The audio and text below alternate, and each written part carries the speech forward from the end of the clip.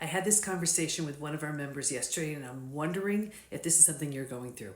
She said, I'm so angry. And I was like, okay, tell me about it. It's like I'm looking for reasons to get upset. Do you have any reason to get upset? No. Turns out they both had affairs. So she had one first, and then he sort of had the revenge affair. I'm not judging, but I said, okay, well, she said, he's giving me absolutely no sign that he's doing anything wrong. He's been unbelievable, but like, I'm just so angry, and having all these triggers, and it's taking me down, and I'm just so sick of it. And I said, okay, well, if you really believe that he's doing a great job, why do you think you're hanging on to that anger? And she wasn't sure. Here's what happens. We hang on to it because when we're betrayed, we feel like the rug has been pulled out from under us. We've lost control of everything. So holding on to our anger, holding on to, let's say, withholding forgiveness, not forgiving, is something that we feel like we have control over. So these are common reasons why we hold back. And it's totally normal and it's totally acceptable. And I said, okay, well, how's that working for you? I'm so sick of it. I'm so done. Okay. She's like, but I hate him. It's like, I hate him. So I said, okay. Usually anger is the outward emotion. What's right behind it? It's usually fear. So then we got to that. And she said, I have so much to lose if I give up on this. I have kids. I have everything else. So, and I said, okay, if you're not sure if you hate him or not, you feel like you have something to work with here. What would happen if for a given period of time that you get to choose, you're all in? You're just all in.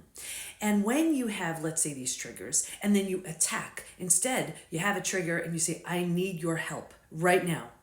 Or instead of the old you hoping he knows what to say or do, this version of you tells him, I need you to say this. I need you to do this, whatever it is.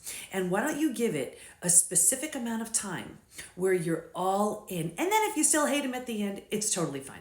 You know what you need to know. You've given it your best shot for you, for your family, and then you move along. So she said, okay, that's a good idea. It's because you know what's happening? It's like here you are in stage 3. You know, I talk about the stages all the time. Here you are holding onto a trapeze bar of stage 3. You've even grabbed hold of a trapeze bar of stage 4. But you're not going anywhere until you let go of stage 3. And she has so many reasons why she's clinging on to stage 3. So she decided to give that a go. Later on in the afternoon, she emails me saying, Dr. Debbie, guess what? We had the best time. We just had lunch, and it was just lunch, but it was fun. And we were laughing, and we were enjoying each other's company. And you see, the reason why I'm sharing this with you is staying stuck isn't helping you. It's not helping your betrayer. It's not helping your family. It's not helping anyone. But if you're making that decision, I'm going to give this a try, and you don't want to give it a try if the other person isn't changing. That's just kind of crazy because you're setting yourself up for it to happen again. But if you truly feel like this is leveled everything. It is the death of the old, and we're here to rebirth the new.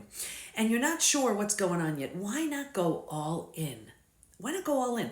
And this way, you give it your best shot. And if at the end of that, whatever that given period is, you decide, I don't like that person, or I've outgrown them, or this relationship has run its course, whatever it is, then with clarity, with strength, you move along. But until that, instead of being stuck, you give it your all.